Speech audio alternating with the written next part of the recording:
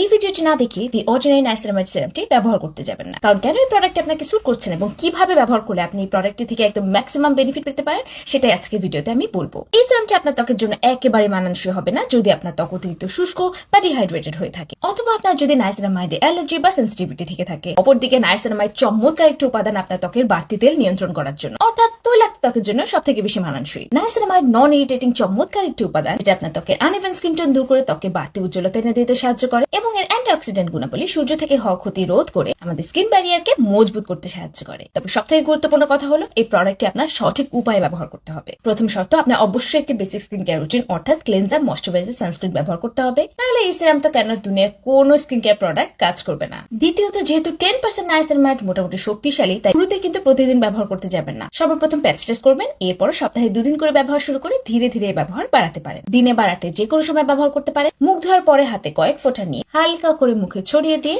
Tap tap করে apply করে নেবেন। এরপরে দিনের বেলা হলে ব্যবহার করবেন সানস্ক্রিন, রাতের বেলা হলে ময়শ্চারাইজার। যদি সবগুলো নিয়ম মেনে ঠিক মতো ব্যবহার করতে পারেন তাহলে বুঝতে পারবেন নাইসিনামাইড স্কিন কেয়ার জগতে এত পপুলার কেন।